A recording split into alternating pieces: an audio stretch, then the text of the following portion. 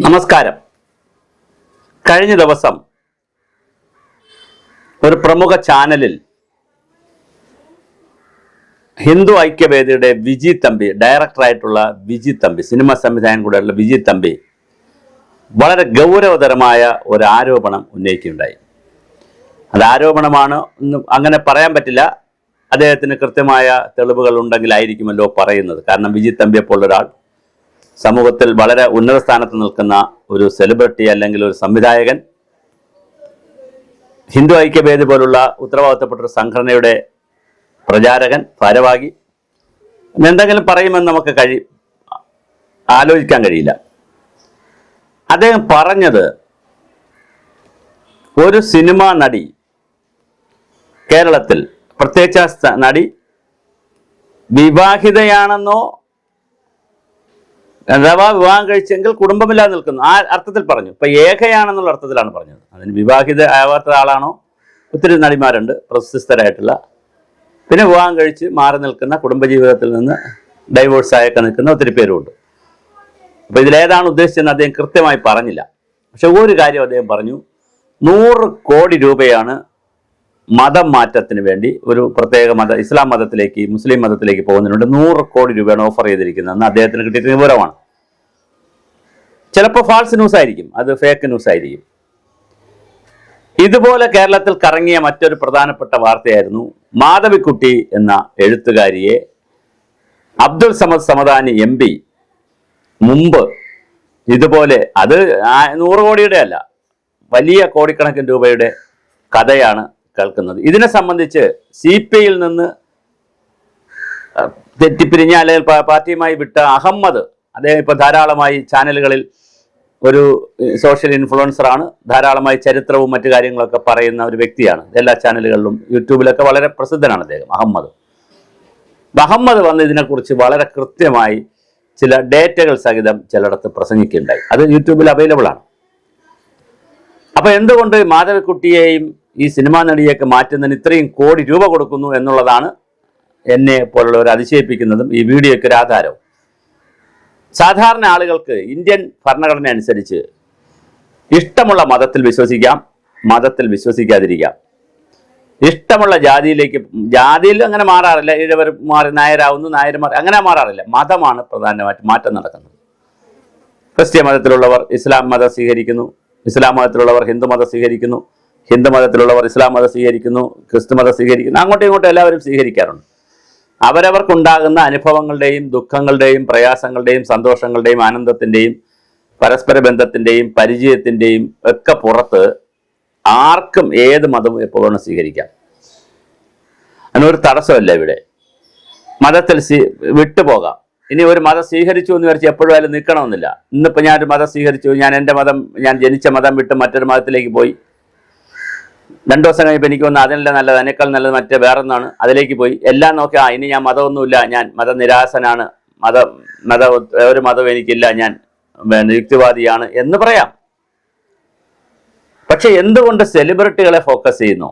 സെലിബ്രിറ്റികളെ focus ചെയ്താൽ സെലിബ്രിറ്റികൾ വരുമ്പോൾ ഒരുപാട് ആളുകൾ കൂടെ വരാനോ അല്ലെങ്കിൽ മറ്റുള്ള സാധാരണക്കാരോട്, കണ്ടോ ഇന്ന സിനിമാ നടി വരെ നമ്മുടെ മതത്തിൽ വന്നിട്ടുണ്ടല്ലേ, നമ്മുടെ റിലീജിയൻ ഏറ്റെടുത്തു, ഇനി നിങ്ങൾക്ക് എന്തുകൊണ്ട് വന്നുകൂടാന്ന് ചോദിച്ചിട്ടുണ്ട് ഒരുപാട് ആളുകളെ കൊണ്ടുവരലാണോ? അതോ ഇങ്ങനെ സെലിബ്രിറ്റികളെ കൊണ്ടുപോകുന്നതിന് സ്പെഷ്യൽ സ്പോൺസർമാരാരെങ്കിലും എങ്കിൽ നമുക്ക് വെല്ലുവിളിച്ച് ഡിബേറ്റ് വെച്ചിട്ട് അല്ലെങ്കിൽ ബെറ്റ് വെച്ചിട്ട് ഒരു സിനിമാ നടിയെ കൊണ്ടുവന്ന് നോക്ക്, നമുക്കപ്പോൾ പണം തരാം എന്ന് പറയുന്ന സംവിധാനമാണോ? എന്താണ് ഇതിൻ്റെ പിന്നിലുള്ളതെന്ന് നമുക്കറിയില്ല. പക്ഷെ വളരെ കൃത്യമായ ഒരു ആരോപണമാണ് വിജി തമ്പി വച്ചിരിക്കുന്നത്. ഇത് രാജ്യത്ത് അന്വേഷിക്കേണ്ട വിഷയങ്ങളാണ്. വേറെ ഒരുപാട് കഥകൾ ഇവിടെ കേൾക്കുന്നത് കൊണ്ടാണ് ഇത് അന്വേഷിക്കണമെന്ന് പറയുന്നത്. ലവ് ജിഹാദിൻ്റെ കഥകൾ കേൾക്കുന്നു. അതിൻ്റെ പേരിൽ 2 സിനിമ തന്നെ ഉണ്ടായി. കേരള സ്റ്റോറി 1 കേരള സ്റ്റോറി 2 എന്ന് പറഞ്ഞ് 2 സിനിമ തന്നെ ഉണ്ടായി. വളരെ വലിയ തോതിലാണ് ഇത് സമൂഹത്തിൽ ചർച്ചയ്ക്ക് വരുന്നത്. അതുകൊണ്ട് തന്നെ ഇത് ചർച്ച ചെയ്യപ്പെടേണ്ട ഒരു വിഷയമാണ്. ആരാണ് ഈ സംവിധാനങ്ങളിലൂടെയൊക്കെ മനുഷ്യരെ നിർബന്ധിച്ച് മതം മാറ്റുന്നത്? മതത്തിൽ വിശ്വസിക്കാൻ സ്വാതന്ത്ര്യമുള്ളതുപോലെ തന്നെ നിയമപരമായി മറ്റൊരു പ്രശ്നം കൂടെയുണ്ട്. നിർബന്ധിത മതപരിവർത്തനം കർശനമായ കുറ്റമാണ് രാജ്യത്തെ വിവിധ സംസ്ഥാനങ്ങളിൽ. കേന്ദ്രതലത്തിൽ അങ്ങനെ ഒരു നിയമമില്ലെങ്കിലും രാജ്യത്തെ വിവിധ സംസ്ഥാനങ്ങളിൽ മതം മാറ്റുന്നത് വലിയൊരു കുറ്റമാണ്. അപ്പോൾ ഒരു വശത്ത് മതം മാറ്റ നിരോധന നിയമം കിടക്കുന്നു, മറുവശത്ത് നിർബന്ധിത മതമാറ്റം ഒരു കാരണവശാലും അനുവദിക്കാൻ പറ്റത്തില്ല. അങ്ങനെ നിൽക്കുന്ന സാഹചര്യത്തിൽ ഇത്തരത്തിൽ വിജി തമ്പി പറയുന്നതിനകത്ത് ഒരു ന്യായം ഇല്ലാതില്ല. ആ ന്യായം എന്തെന്ന് നമ്മൾ അന്വേഷിക്കേണ്ടതുണ്ട്. നമ്മൾ അതിനകത്ത് എന്താണ് സംഭവിക്കുന്നതെന്ന് അറിയേണ്ടതുണ്ട്. തീർച്ചയായിട്ടും ഒരു നടിയെ, സിനിമാ നടിയെ മാറ്റുന്നതിന് വേണ്ടി, മതം മാറ്റുന്നതിന് വേണ്ടി വളരെ കൃത്യമായി പണം 100 കോടി രൂപയാണ്, ചെറിയ പൈസ അല്ല, കൊടുക്കുന്നു എന്ന് പറയുമ്പോൾ ഈ പണത്തിൻ്റെ സ്രോതസ് എവിടെയാണ്? അത് കള്ളപ്പണമാണോ, നല്ല പണമാണോ, വെളുത്ത പണമാണോ, കറുത്ത പണമാണോ, എന്താണ്, ബ്ലാക്ക് മണിയാണോ, എന്താണ് ഇതിൻ്റെ സ്രോതസ് എന്നതും വളരെ പ്രധാനമാണ്. അപ്പോൾ തീർച്ചയായിട്ടും നമുക്ക് വലിയ വലിയ ചർച്ചകളാണ് ഇതിനകത്ത് കൊണ്ടുവരേണ്ടത്.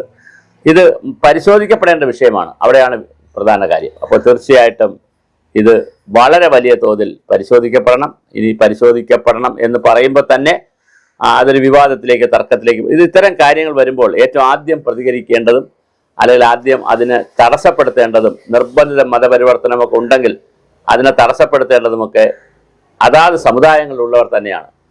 മുസ്ലിം സമുദായത്തിൽ, ഇസ്ലാം മതത്തിലേക്ക് ആളുകൾ വിശ്വസിക്കാം, നബിയിൽ വിശ്വസിക്കാം, ഖുറാനിൽ വിശ്വസിക്കാം, പിന്നെ പ്രവാചകരിൽ വിശ്വസിക്കാം, ആളുകൾക്ക് അങ്ങോട്ട് പോകാം. എത്രയോ ആളുകൾ പോകുന്നുണ്ട്. ഹിന്ദു മതത്തിലുള്ള എത്രയോ പേര് പോകുന്നു, ക്രിസ്ത്യൻ മതത്തിലുള്ളവർ പോകുന്നു, ഇങ്ങോട്ട് പോകുന്നു.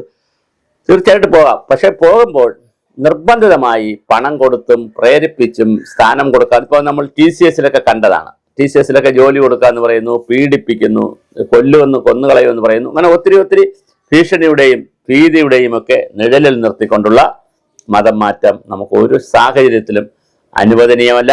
അത് നിർബന്ധിത മതമാറ്റത്തിന്റെ പർവ്യൂവിൽ വരും. അത് പരിശോധിക്കപ്പെടേണ്ട തന്നെയാണ്. അപ്പോൾ തീർച്ചയായിട്ടും വിജി തമ്പിയുടെ ഈ ആരോപണം ഇപ്പോൾ ആരോപണമായിട്ടാണ് നിൽക്കുന്നത്. അത് പരിശോധിക്കപ്പെടണം. അത്തരത്തിലുള്ള ശ്രമങ്ങളുണ്ടെങ്കിൽ അത് പ്രോത്സാഹിപ്പിക്കരുത്. കാരണം ഒരു ബഹുസ്വര സമൂഹം എന്നുള്ള നിലയിൽ, നാനാത്വത്തിൽ ഏകത്വം കാണുന്നൊരു സമൂഹം എന്നുള്ള നിലയിൽ പരമാവധി സഹകരിച്ചും അങ്ങോട്ടും ഇങ്ങോട്ടുള്ള സഹിഷ്ണുതയോടുകൂടി പോകുന്നതാണ് വളരെ നല്ലത്. സ്വാഭാവികമായും പണം കൊടുത്തൊരു മതം മാറ്റമൊക്കെ നടന്നാൽ അതിൻ്റെ പുറത്ത് പിന്നെ ബാക്കി സംഘർഷവും ബഹളമൊക്കെ ഉണ്ടാകാനുള്ള എല്ലാ സാധ്യതയുമുണ്ട്. അത് ഒഴിവാക്കേണ്ടതാണ്. ഒരു കാരണവശാലും നിർബന്ധിത മതപരിവർത്തനത്തിലേക്ക് ആരും പോകരുത്.